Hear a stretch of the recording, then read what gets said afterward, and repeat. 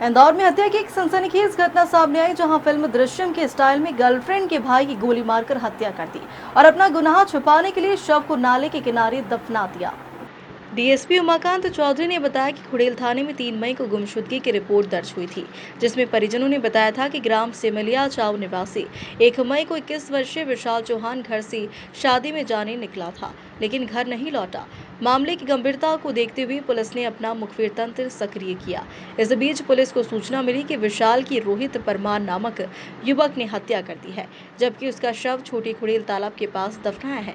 Police ने रोहित परमार को हिरासत में लेकर पूछताछ की तो उसने अपने साथी वीरेंद्र दायमा के साथ मिलकर हत्या कबूल कर ली। आरोपी ने पूछताछ में कबूल किया कि उसका विशाल की बहन से प्रेम प्रसंग है, जिसकी जानकारी उसे हो गई थी। उसने बहन से दूर रहने का कहते हुए जान से मारने की धमकी दी थी। रोहित ने अपने साथी वीरेंद्र के साथ मिलकर हत्या का प्लान तैयार किया।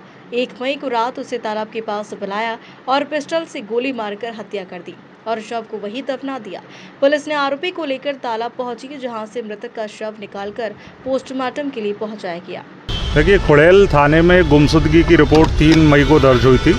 उसमें सिमलिया चाव का एक लड़का है विशाल चौहान, उसके परिवार के द्वारा बताया गया था कि वो शादी का कहने का बोलकर गया है कि शादी में जा रहा हूँ, लेकिन वो अभी तक नहीं लौटा है। उसके मोबाइल से वो मैसेज कर रहा है कि मैं सांवरिया साइड जा रहा हूँ, लेकिन मोबाइल उठा नहीं रहा है। उस बात पर से पुलिस को शंका हुई कि इसमें कोई अन्य एंगल हो सकता है। पुलिस की टीमें लगातार उस दिशा में काम कर रही थी। एक विश्वस्त सूत्र से फिर मालूम हुआ कि एक व्यक्ति है उसी गांव का, जो रोहित परमार नाम का है, वो इस में शामिल हो सकता है इसको गायब करने के मामले में। उसको पुलिस ने हिरासत में लिया और उससे सख्ती से जब पूछताछ की तो उसके द्वारा ये कहानी बताई गई कि 1 तारीख को ही मैंने इस लड़के को, जो मृतक है विशाल चौहान, इसको गोली मार के इसकी हत्या कर दी थी और उसके एक साथी के सहयोग से इसको, जो हमारी पुरानी खुड़ैल के पास तालाब बना हुआ है, वहाँ पर इसको दफन कर दिया था और साथ में काफ़ी नमक भी उस बॉडी के ऊपर इन्होंने डाल के मिट्टी में दबा दिया था।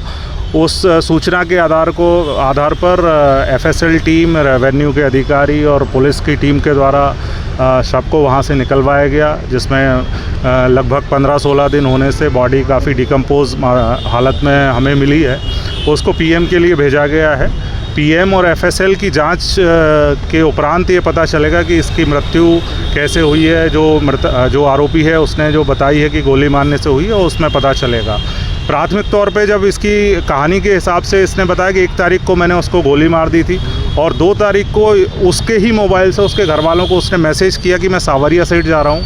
फिल्म दृश्यम की तर्ज पर इसने ये भी किया कि पुलिस या अन्य एजेंसी को ये भ्रम हो जाए कि ये जिंदा है, तो इसके लिए इसके मोबाइल को लेके खुद भी सांवरिया साइड गया और वहाँ जाने के बाद इसने मोबाइल को बीच में बंद किया। फिर 1-2 दिन बाद फिर इसने उसी मोबाइल से घर वालों को मैसेज किया कि मैं कहीं और जा रहा हूँ, मुझे ढूंढा ना जाए। इस प्रकार से इसने गुमराह करने की कोशिश की है। तो खुड़ैल पुलिस के द्वारा बहुत ही प्रोफेशनल तरीके से, हमारे थाना प्रभारी और उनकी पूरी टीम के द्वारा बहुत सराहनीय ये हत्या का खुलासा किया गया है। पुलिस अधीक्षक श्रीमती हेदिका वासल मैम के द्वारा पूरी टीम को पुरस्कृत करने की घोषणा की गई।